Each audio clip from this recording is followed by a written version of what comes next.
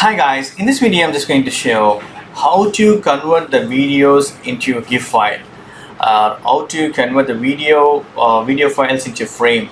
So we can do all this in Photoshop. So I'm just going to show first how I'm making video files into a GIF file. So file, go to import and click this videos frames to layers. So this is the correct procedure to import all your videos into your layers. Video frames to layers. So I have my files at desktop, so I'm going to open that. So once it's able to import, you can choose from beginning to end, select a range only. I'm just going to put some selected range. Okay, and this is cool.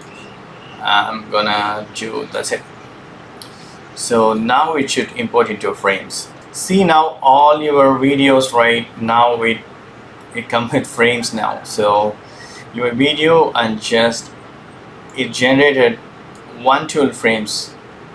So I'm gonna choose this timeline. See, on the timeline automatically it's showing all this each frame for 3 seconds. So it's cool, right? So anyway, this is the way you can actually I'm just playing this. This is the way you can convert your videos into frames. So once we imported as a frames of the videos, now I need to change a GIF file of this total 112 files. I just want to change GIF file. So going to export this and save for web, and here it should be a GIF file for the output. If you want to choose any modifications, you can do that. And I'm going to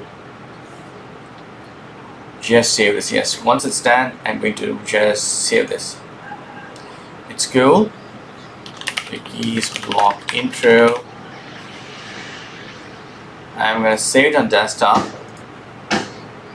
Save. So that's it, minimizing it. And when I open this one, see, this is actually GIF file. Simply superb. That's it. In this video, what we understood is importing videos into frames and converting to a GIF file. That's it. Thank you so much for watching my video. Please put comments and feedbacks in my forms. Thank you. Bye.